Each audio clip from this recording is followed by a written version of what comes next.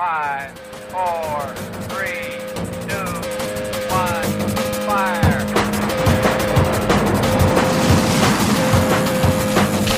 The only thing we have to fear is fear. Mile 18. This is Endurance Nation. Hello there, and welcome to another episode of the Endurance Nation podcast. I'm Coach Patrick, your host on these different episodes that cover interviews with our members and with industry leaders, as well as regular topics that are pertinent to endurance athlete success. This time around, it's getting close to the fall, and I wanted to let you know that our season is kicking off on November 1st. That's right. Endurance Nation works through seasons, and our winter training program kicks off in earnest on November 1st.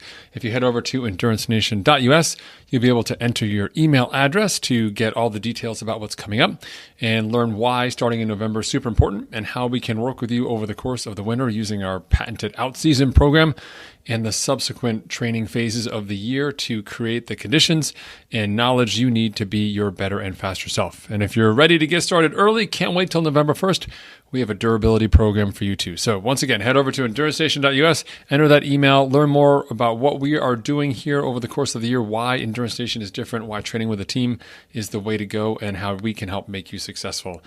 Until then, I look forward to hearing from you online somewhere, and sit back here now and enjoy this episode. Endurance Nation.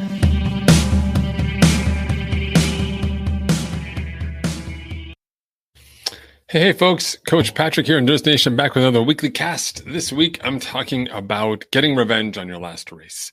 Hard to believe that it's been a while since you've been racing, but the minute you get back, there's all those things you remember that you just wanted to do differently, right? I tell folks all the time, the minute you cross that finish line, you already know like 10 things you would do differently that would make your life better.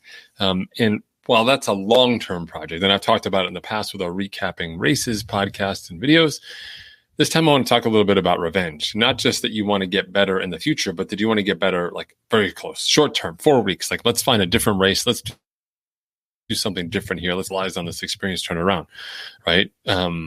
When you get into that scenario, you're not out of options. Like the race is what it is, but we can turn it into a massive net positive if the means and your schedule allow by putting another race on the calendar and then actually going through and doing, all the right things that you didn't do the first time, in addition to the right things that you did do. So we have more right things, less wrong things, more speed, more fasterness, more time on your side, more happy, same medal, but just better overall, right? Progression continues, chart goes up, everyone's happy. So how do we go through the process of making sure that we can get the revenge done properly? And this is what's important. So just like not having a great race and being like, I'm going to sign up for another race and then just do it, that's really not the way that we want to go. And that's mainly because if you go that route, what ends up happening is you're just going to repeat a great deal of what you went through this time, right? So if you didn't pack the right stuff and you're frustrated about it, you may or may not remember it. But if you made some mistakes on like hydration or pacing or the weather or just strategic judgments that were wrong, if you don't debrief that stuff, then you're not going to be able to go forward and actually make those improvements, right?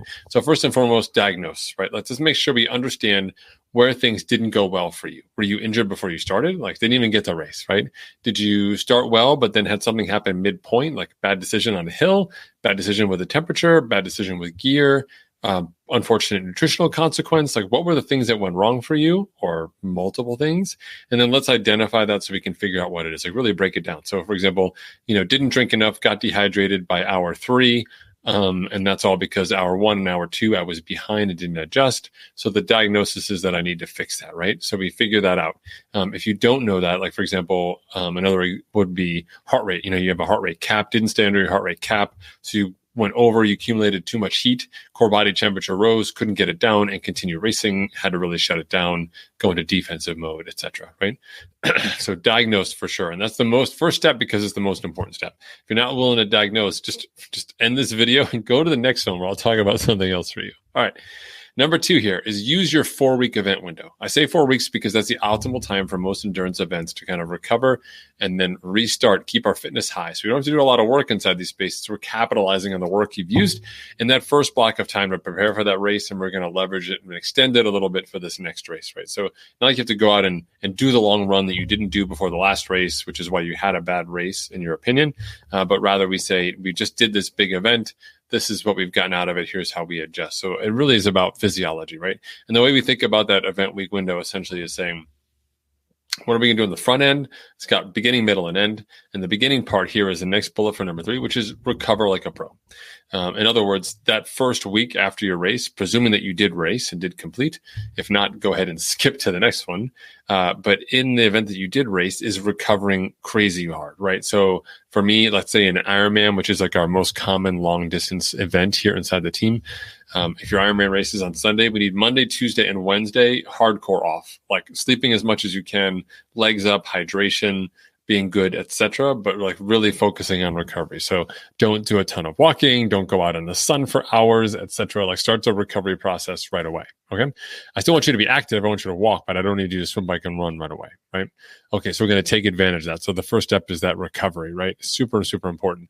If you have anything that's an outlier from your event, like an injury or a consequence or a problem, equipment issue, let's identify those and start addressing those right away, because this first week is the best time to do them. We do want to get back to our regularly scheduled training in some shape or form in the next 2 weeks before we once again dial things back for that revenge race. So we don't want to be in a position where we're really come back to train and then we realize, oh, my bike is broken. Now I've got to get my bike fixed. And that takes another block of time out of your window, right? Okay, so use that 4-week window smart and really recover like a pro. The next step after recover like a pro, if you skip that or if you've already done it and you're on the next one, is restart like a pro. And that typically happens about 6 to 7 days after your race itself, where we get back on the bike in the case of an Ironman, and we go for a 2.5 to 3.5 hour easy aerobic long ride. In other words, we want to be able to go out there and say, hey, how can I get enough time in at the effort level that matters, that's going to stop my body from going through this detraining cycle. And typically it's a couple hours. Non-weight bearing is great. So even if you're doing ultras, a non-weight bearing aerobic session can make a difference. But get out there somewhere in that 2.5 to 3.5 hour time range, sort of restart the process of having your, the blood volume go up. We don't want to lose it. And we don't want to have to lose more substantial fitness. And the best way to do that is to restart with that long, easy aerobic session. Once we get that out of the way, then we're moving into week 2 and week 3. And this is where we can start doing more consistent, regular training. For Ironman, we're still not really running yet because we're still recovering from that first one.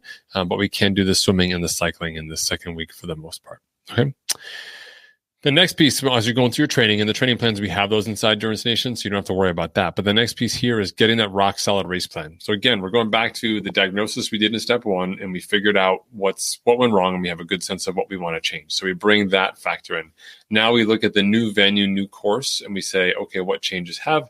And last but not least, we just sort of say, like, where am I at right now? Like, am I still fatigued? Did that residual hip pain go away? Am I 100% all right now physiologically? And then we say, okay, based on that and my goals and based on my lessons learned, what's my plan going to look like? And essentially you use those 3 factors and calibrate them such that you're able to head into this next race with a plan that will be successful for you relative to what your goals are from that last race, but also relative to what your overall development is. Like, we're learning a new nutrition protocol. We're learning a new run-walk pacing protocol. We're trying something different in terms of how we attack the hills or strategy or positional work on the swim.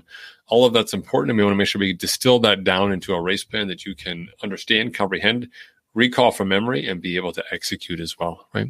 And then last but not least, this is a no-brainer, but still worth saying, we want you to execute with confidence, right? Like, you just raced. And even if you didn't do the full race, you just raced, you went through all the nerves and everything, and now you're back. Remember, everyone else who's racing with you right now, they're kind of just really racing for the first time. They didn't just race a couple of weeks ago like you did.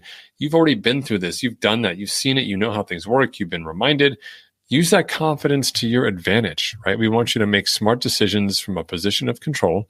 And when you let the race get away from you, when you have a poor race and you're looking for revenge, often you've kind of lost a little bit of that relationship with the race, and you're making decisions that are more panicked than strategic. So having that position of confidence allows you to make decisions that are good long-term decisions for you over the course of this entire race, not just what meets the needs of your ego or the needs of this particular situation right now. So being able to hold that long-term mentality through confidence becomes key. So to recap what we do as we think about a revenge race: diagnose the difficulty, use our 4-week event window to maximum, because 4 weeks is about the most amount of time we can retain our fitness easily. We go ahead and recover like a pro after that big race, or skip if you don't need to, go to the next one, which is restart like a pro. Make sure you take a couple days after the easiness, but at day 6 or 7, we kind of get back at it with a longer aerobic session. Start to slow down that detraining process and begin the effort of returning to some baseline level of training. We draft our rock solid race plan, which is number 5. So we know that we're ready to go, and we have a clear set of instructions. And finally, last piece here, number 6, we race with confidence. Like, we have a lot of experience on our side right now, especially recent experience, which is very important. And you can go forth and make better decisions overall. All right. So when we think about revenge from a race, remember, like, your race may be over, but the opportunities are not. Should your schedule and resources align, you can always go out and pick another event of similar distance or perhaps shorter, and apply some of the knowledge and the lessons you've learned to not only have a better race and exit that period of time with a better feeling and better vibe overall, but you'll be better off because you've actually been able to put into practice the lessons you've learned in a short time frame, further cementing them into your athlete operating system, your athlete OS. All right. Thanks so much for tuning in, folks. Coach Patrick here with another weekly cast. I'll be back next week with more goodness. Until then, check us out at endurancenation.us, where you can join our newsletter, get put on the wait list to join the team. Remember, the team opens in October, December, and April for our full, half, and race prep only seasons accordingly. All right. Take care, everyone. I'll talk to you soon.